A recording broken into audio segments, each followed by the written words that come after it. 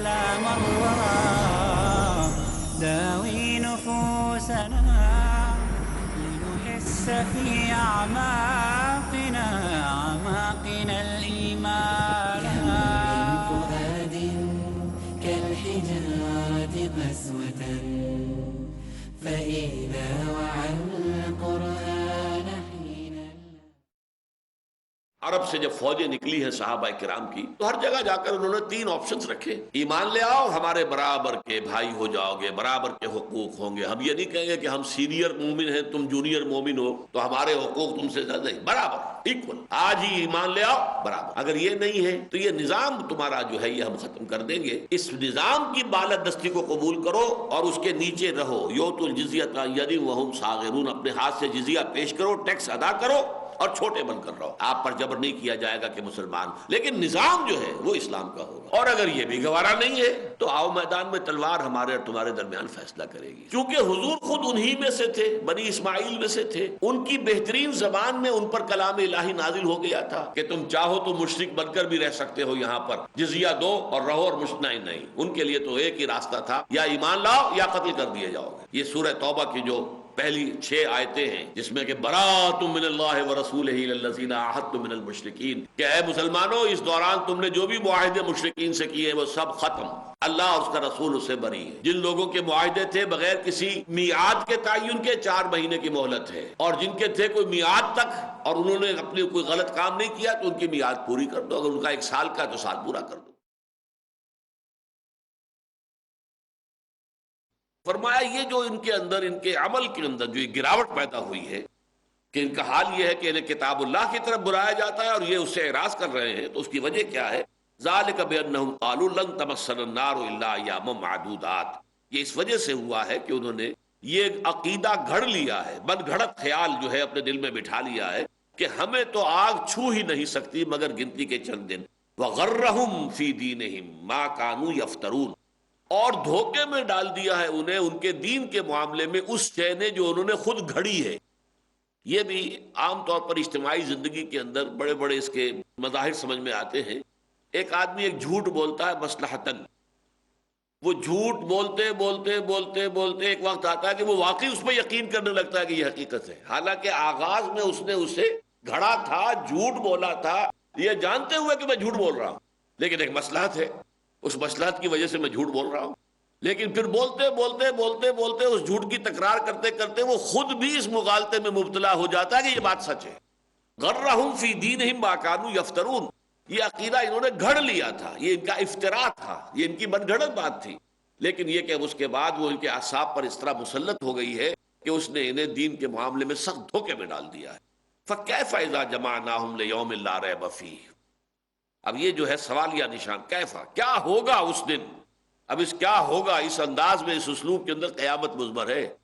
کیا ہوگا اس دن جب کہ ہم جمع کریں گے ان سب کو، اس دن کے جس دن کے آنے میں کوئی شک نہیں. فَكَيْفَ إِذَا جَمَعْنَاهُمْ لِيَوْمٍ لَا رَيْبَ فِيهِ وَوُفِّيَتْ كُلُّ نَفْسٍ مَا كَسَبَتْ. اور ہر نفس کو، ہر جان کو پورا پورا دے دیا جائے گا جو کچھ کہ اس نے کمایا ہوگا. یہ وفا یوفی، اوفا یوفی، وفا یفی، یہ جو ہے ان الفاظ کا جو ہے بڑا غلط استعمال کیا ہے قادیانیوں نے کہ ہم وفات کے ایک ہی معنی جانتے، کسی آدمی کا مر جانا. لیکن یہ کہ عربی زبان میں اور اردو میں بھی وعدہ وفا کرنا، اب اس میں موت کا سوال تو نہیں ہے، پورا کرنا ہے، وعدہ پورا کرنا، وعدہ وفا کیا. تو اس میں جو ہے وفا یفی، اوفا یوفی، وفا یوفی، توفا یا توفی، یہ زمین و آسمان کا فرق ہے. استوفا یستوفی، جو مختلف ابواب سے جب یہ مادہ آتا ہے اور اس کے مصدر بنتے ہیں تو زمین و آسمان کا فرق ہو جاتا ہے. وفا یوفی کسی کو پورا پورا دے دینا، توفا یا توفا پورا پورا لے لینا. اب یہ دینا کہاں دینا کہاں لینا. وفا یوفی، اوفا یوفی کے معنی بھی وہی ہے، پورا پورا دینا. اور وفا یوفی میں اور تاکید ہے، بھرپور طریقے پر اس کا رتی رتی ماشا ماشا حساب بے باک کرنا، پورا پورا دے دینا. یہ ہے وفا یوفی. اور توفا یا توفا پورا پورا لے لینا، چھوڑنا نہیں کچھ بھی، جو بھی حق ہے وہ پورا لے لینا. تو یہاں ہے وَوُفِّيَتْ كُلُّ نَفْسٍ مَا كَسَبَتْ. ہر جان نے جو کچھ کمایا ہوگا پورا پورا اس کو دے دیا جائے گا. وَهُمْ لَا يُظْلَمُونَ. اور کسی پر کوئی ظلم نہیں ہوگا. قُلِ اللَّهُمَّ مَالِكَ الْمُلْكِ. یہ اس سورہ مبارکہ میں یہ مقامات دعا کے جو ہیں، اور جس طرح سے تلقین آ رہی ہے شروع سے ہم دیکھ رہے ہیں، پہلے رکوع میں بھی تھی، اس کے بعد پھر آئی، اب پھر تیسری مرتبہ یہ انداز ہے قل اللہم مالک الملک۔ اس میں جو ایک تفویض الامر الی اللہ کی کیفیت آتی ہے کہ اس کائنات میں جو کچھ ہو رہا ہے وہ اللہ کے اذن سے، اس کے حکم سے، اس کی مشیت سے، اس کی ایک تدبیر ہے۔ اس میں جو تھوڑا سا انسان کو اپنی کم فہمی کی وجہ سے مغالطہ ہو جاتا ہے، وہ بھی دیکھیے وہی وہ جو تلوار کی دھار سے تیز اور بال سے زیادہ باریک، ایک طرف یہ بات ہے کہ پتہ تک نہیں ہل سکتا جب تک کہ اذن رب نہ ہو، ہم کچھ کر ہی نہیں سکتے جب تک کہ اللہ نہ چاہے۔ دوسری طرف یہ کہ ہم مختار ہیں، ہمیں اختیار ہے، ہمیں چوائس دیا گیا ہے، اسی لیے ہم اللہ کے ہاں مکلف ہیں، جواب دہ ہیں، مسئول ہیں، اکاؤنٹیبل ہیں۔ اب یہ دونوں انتہا ہیں، جبر اور قدر۔ اگر اللہ ہر شے پر غالب ہے، محیط ہے، کوئی شے اس کی مرضی کے بغیر، اس کے اذن کے بغیر حرکت تک نہیں کر سکتی، تو گویا کہ ایک طرح کا جبر کی کیفیت سامنے آ جاتی ہے۔ اور یہ کہ ہم مختار ہیں، اما شاکرم و اما کفورا، چاہے تو شکر گزار بنے، چاہے ناشکرے بن جائیں۔ فمن شاء فلیؤمن ومن شاء فلیکفر، جو چاہے وہ ایمان لے آئے، جو چاہے کفر کرے، اب ہمارا اختیار ہے۔ تو جبر و قدر کی پوری بحث اس میں بھی یہ ہے کہ در حقیقت اللہ کی وہ عظمت اتنی ہے، وہ اپنی تدبیر امر کر رہا ہے، لیکن اس کے نیچے تمہارا جو ہے معاملہ، آٹونومی تمہاری بھی موجود ہے۔ تم جو کچھ کرتے ہو اپنی مرضی سے کرتے ہو، اپنے اختیار کو استعمال کرتے ہوئے کرتے ہو، لیکن اللہ اس کو اپنی جو بڑی سکیم ہے اس کے اندر ایسا فٹ کرتا ہے کہ معلوم ہوتا ہے کہ گویا کہ یہ اس کے حکم سے ہوا ہے، یہ اس کی مشیت کے تحت ہوا ہے، اور اس سے اللہ تعالیٰ کی کوئی بہت بڑی حکمت پوری ہو گئی ہے۔ اگرچہ وہ کام آپ نے کیا ہے، آپ کا اپنا ارادہ تھا، چوائس آپ کا تھا، جس کے لیے آپ اللہ تعالیٰ کے ہاں جواب دہ ہیں، چاہے آپ کو بدلہ ملے گا اور چاہے آپ کو سزا ملے گی، اس لیے کہ اس کے لیے ارادہ آپ کا تھا۔ لیکن یہ کہ اللہ تعالیٰ اسے فٹ کر لیتا ہے اپنی وہ جو بالا تر ایک سکیم ہے، یدبر الامر من السماء الی الارض، وہ جو تدبیر امر ہو رہی ہے آسمان سے زمین کی طرف، اس پوری کائناتی کاسمولوجیکل جو یہ کنگڈم ہے اللہ کی، دائی کنگڈم کم، اس میں جو بھی ہو رہا ہے تو وہ ساری چیزیں تدبیر خداوندی میں، واللہ غالب علی امرہ ولکن اکثر الناس لا یعلمون۔ اب ظاہر بات ہے کہ حضرت یوسف کے بھائیوں نے تو انہیں جو ہے وہ اندھے کنویں میں جھونک دیا تھا، اور سمجھتے تھے کہ مر جائے گا یا کوئی لے جائے گا اٹھا کر، تو کہیں بس ہمارے سر سے ہی مصیبت ٹل جائے گی۔ اللہ نے اسی کو ذریعہ بنا دیا، مصر پہنچا دیا، ایک بڑے اونچے محل میں پہنچا دیا، پھر یہ کہ وہاں کے ایک بہت بڑے منصب پر پہنچا دیا۔ تو اللہ تعالیٰ کی اپنی تدبیر ہے، کرنے والوں نے جو کچھ کیا تھا وہ اس کے مسئول ہیں، وہ اس کے ذمہ دار ہیں، لیکن اللہ کی تدبیر میں وہی شے فٹ بیٹھ گئی ہے، اور اپنا جو بھی اس کا ارادہ تھا اس نے پورا کر لیا۔ یہ کیفیت جو ہے ان دو آیات کے اندر جو ہے اصل اس کا ایسنس ہے۔ قل اللہم مالک الملک، کہو اے اللہ جو تمام ملک کا مالک ہے، کائنات ارضی و سماوی، کل کی کل اس کا مالک تو ہے۔ مالک بھی ہے، ملک بھی ہے، اور مالک اور ملک عربی زبان کے اعتبار سے ایک ہی لفظ ہے۔ مالک یوم الدین بھی ہے، مالک یوم الدین بھی ہے، اسی لیے میم لام کاف لکھیں گے سورہ فاتحہ جب بھی آپ لکھیں گے تو تیسری آیت جو مالک یوم الدین لکھیں گے، میم الف لام کاف نہیں لکھیں گے، وہ غلط ہو جائے گا۔ میم کھڑا زبر لام کاف، لکھنے میں میم اور لام اور کاف آئے گا، پڑھنے میں اگر کھڑا زبر ہے تو مالک ہو گیا، اور اگر پڑا زبر ہے تو ملک ہو گیا۔ مالک یوم الدین، ملک یوم الدین۔ تو قل اللہم مالک الملک تؤتی الملک من تشاء، تو دیتا ہے حکومت جس کو چاہے، تیرا اختیار ہوتا ہے۔ حالانکہ ظاہر بات ہے دنیا میں کھیل ہو رہا ہے، لوگ محنت کر رہے ہیں، شہزادے لڑ رہے ہیں، اورنگزیب کی جنگ ہو رہی ہے اپنے بھائیوں کے ساتھ، یہ سب اپنے اپنا جو ہے داؤ لگا رہے ہیں، لیکن یہ اللہ کا فیصلہ کچھ اور ہے، اور وہ فیصلہ جو ہے وہ اپنے اس فیصلے کے مطابق اس کا فیصلہ جو ہے اس روح عمل آ جائے گا۔ تؤتی الملک من تشاء وتنزع الملک ممن تشاء، جس سے چاہتا ہے تو حکومت چھین لیتا ہے، سلب کر لیتا ہے۔ وتعز من تشاء وتذل من تشاء، اور جسے تو چاہتا ہے عزت دیتا ہے، اور جسے تو چاہتا ہے اسے کمزور اور ذلیل کر دیتا ہے۔ بیدک الخیر۔ اب اس ٹکڑے میں البتہ ضرور ہے، اب اس طرح کے ٹکڑے جیسا کہ میں نے بارہا کہا ہے کہ یہ قرآن مجید میں ایسے روانی میں آ جاتے ہیں کہ عام قاری پڑھتا ہوا گزر جاتا ہے، لیکن جو ہے کوئی شخص جو گہرائی میں غور کرتا ہے وہ آ کے رک جائے گا۔ بیدک الخیر، کیا مطلب اس کا؟ ایک مرتبہ تو یہ کہ کل کا کل خیر تیرے ہاتھ میں ہے، یعنی جس کو مانگنا ہو خیر اللہ سے مانگے، کل خیر اس کے ہاتھ میں ہے، تو دعا اس سے کرو گے، کسی اور سے نہیں کرو گے۔ لیکن اس کا ایک مفہوم اور بھی ہے، تیرے ہاتھ میں خیر ہی خیر ہے، تو جو کچھ کرتا ہے اس میں خیر ہی ہوتا ہے، چاہے بظاہر وہ ہمیں شر نظر آئے۔ میرا حادثہ ہو گیا، میری ہڈی ٹوٹ گئی، میرے لیے شر ہے، لیکن پتہ نہیں اللہ نے کون سی بڑی مصیبت سے مجھے بچایا ہے اس حادثے کی وجہ سے۔ وہ جو معاملہ سورہ کہف میں آتا ہے کہ وہ بیچارے غریب جو کام کرتے تھے اور اپنی کشتی میں سواریاں ادھر سے ادھر لے گئے، 2 پیسے فی پھیرا کرایہ لے رہے تھے، اپنی روزی کما رہے تھے۔ آپ کو معلوم ہے کہ حضرت خضر نے ایک تختہ توڑ دیا، اور وہ رو رہے ہوں گے ہمارا تو واحد ذریعہ یہ ہے، اور اس کے اندر بھی دیکھو یہ ٹوٹ گئی بیچاری، اب کتنے دن ہمیں لگ جائیں گے، مرمت کرانی پڑے گی۔ اتنے دن کی روزی تو گئی نا، ڈوبی نہیں، بچ گئی، لیکن یہ کہ بہرحال اتنے دن کی روزی تو گئی۔ لیکن انہیں نہیں پتا تھا کہ در حقیقت یہ پوری کشتی جا رہی تھی آگے، ایک بادشاہ تھا جو غصب کر رہا تھا، ہر صحیح کشتی کو وہ ضبط کر رہا تھا، وہ بچ گئی کہ یہ تو ٹوٹی ہوئی، جانے دو اس کو۔ پوری کشتی بچ گئی بھائی تمہارے لیے، تو یہ تمہارے لیے خیر تھا کہ شر؟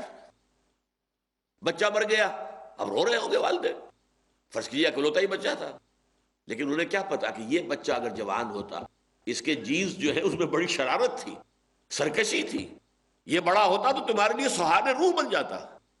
تو اللہ نے یہ چاہا کہ اس کو واپس لے لیا جائے، تمہیں بچایا ہے اس کے ظلم سے، اس کی طرف سے جو تمہارے اوپر آنے والی تھی سختیاں، اس سے تمہیں بچا لیا ہے۔ تم رو رہے ہو اس لیے کہ تمہیں تو معلوم نہیں ہے، تم تو ظاہر کو دیکھ رہے ہو۔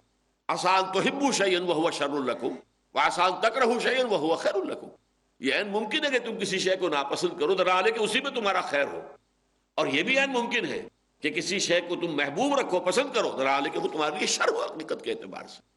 تو یہاں در حقیقت بیدک الخیر، اللہ کے ہاتھ میں خیر ہی خیر ہے، لیکن اس کی بڑی لانگ ٹرم پلاننگ ہوتی ہے۔ ہم بڑے شارٹ سائٹڈ ہیں، ہمیں تو فوری طور پر نقد نقصان اور نقد نفع جو ہے وہ نظر آتا ہے، وہ دور کی چیزیں ہم دیکھ نہیں سکتے، شارٹ سائٹڈ ہیں۔ اللہ کا معاملہ جو ہے اسی لیے فرمایا کہ تمہارے 1000 برس تو ہے، اس کا تو ایک دن بنتا ہے، اس کی جو پلاننگ ہوتی ہے وہ تو 1000 سال کی ہوتی ہے۔ تم اپنے دنوں کے حساب سے جو ہے اپنی گنتی کر رہے ہو۔ وہ جو اقبال نے کہا ہے کہ دانا دانا شمار کرتا ہوں، یہ رات اور دن کے 2 دانے جو تسبیح کے اندر جو ہے گرتے ہیں، تو اس سے پھر میرا حساب ہوتا ہے، اللہ کا حساب اور ہے۔ اقرأ أخيا ورتل القرآن قل اللهم مالك الملك تؤتي الملك من تشاء وتنزع الملك ممن تشاء وتعز من تشاء وتذل من تشاء بيدك الخير انك على كل شيء قدير، یقیناً تو ہر چیز پر قادر ہے۔ یہ میں نے بارہا عرض کیا ہے کہ ہمارے پاس کل کے لفظ کی ایک پناہ گاہ ہے۔ اللہ قادر ہے، کتنا قادر ہے کیا میں اندازہ کر سکتا ہوں؟ میرا تصور کیا ہوگا قدرت کا، کتنی طاقت کا میں تصور کر سکتا ہوں؟ بہت محدود میرا تصور۔ بس ایک لفظ ہے کل شیء قدیر، بکل شیء علیم، ہر شے پر قادر، ہر شے کا علم رکھنے والا۔ یہ لفظ ہے کہ جو پناہ گاہ ہے صفات باری تعالیٰ کے ضمن میں ہماری۔ تولج اللیل فی النہار وتولج النہار فی اللیل، تو پرو دیتا ہے رات کو دن میں اور پرو دیتا ہے دن کو رات میں۔ اب اس میں 2 طریقے سے مفہوم اس کا ہو سکتا ہے۔ ایک تو یہ کہ کبھی ہم دیکھتے ہیں کہ دن جو ہے وہ بڑھ رہا ہے، رات گھٹ رہی ہے، گویا کہ دن رات میں داخل ہو رہا ہے۔ کبھی رات بڑھ رہی ہے، دن گھٹ رہا ہے، گویا کہ رات دن میں داخل ہو رہی ہے۔ ایک مفہوم یہ بھی ہو سکتا ہے۔ تو یہ بھی ہو سکتا ہے کہ یہ ایک دوسرے میں داخل ہو رہے ہوں، ایک دوسرے میں مرج ہوتے ہوں۔ بہرحال یہ ایک تسبیح ہے جو میں نے ابھی کہا تھا کہ میں اپنے تسبیح روز و شب کا شمار کرتا ہوں دانا دانا، تو تسبیح روز و شب کا شمار کرتا ہوں دانا دانا، تو یہ گویا کہ ایک تسبیح ہے، ایک دانا کالا ہے، ایک دانا سفید ہے، تو ایک گر رہا ہے اور دن رات کی جو ہے وہ تقریب ہو رہی ہے۔ تولج اللیل فی النہار وتولج النہار فی اللیل وتخرج الحی من المیت وتخرج المیت من الحی، تو نکالتا ہے زندہ کو مردہ میں سے اور تو نکالتا ہے مردہ کو زندہ میں سے۔ اب اس کی سب سے نمایاں مثال جو ہے وہ مرغی اور انڈا ہے۔ مرغی جاندار شے ہے، اس سے انڈا جو برآمد ہوتا ہے وہ بے جان ہے، اس میں جان نہیں ہے، انیکٹیو ہے، وہ پڑا رہے گا، اس کے اندر جان نہیں ہے، خراب ہو جائے گا۔ لیکن یہ کہ اسی انڈے سے اب مرغی برآمد ہوئی، بچہ برآمد ہو رہا ہے جو زندہ ہے، چلتا پھرتا ہے، اسی انڈے میں سے نکل آیا ہے، چوں چوں کرتا ہوا وہ جو ہے چوزا نکلتا ہے۔ وَتَرْزُقُ مَن تَشَاءُ بِغَيْرِ حساب، اور اے اللہ تو دیتا ہے جس کو چاہتا ہے بغیر حساب، تیرے خزانے اتھاہ ہیں، نا پیدا کنار سمندر ہے تیرے خزانے کا، تو جس کو جتنا چاہے دیتا ہے۔ اور دینا صرف پیسہ نہیں ہے، کسی کو ذہانت دی ہے، فطانت دی ہے، کسی کو سمجھ عطا فرمائی ہے، کسی کو جسمانی قوت زیادہ دی ہے، یہ تو مختلف چیزیں ہیں، کسی کو حسن زیادہ دیا ہے، کسی کو حسن سیرت زیادہ دیا ہے، کسی کو حسن صورت زیادہ دیا ہے، مختلف لوگوں کو جو چاہے دیا، جو چاہے تو دیتا ہے، اور اس کے اندر کوئی حساب کتاب، تیرے اوپر کوئی حساب کتاب بائنڈنگ نہیں ہے بغیر حساب۔ لا يتخذ المؤمنون الکافرین اولیاء من دون المؤمنین۔ اب جیسے یہ دن اور رات کا معاملہ ہے دنیا میں، جیسے کہ آخری پارے کی صورتوں میں آپ کو معلوم ہے، جس کو میں نے عنوان دیا ہے 4 سورہ نور و ظلمت، والشمس وضحاہا والقمر اذا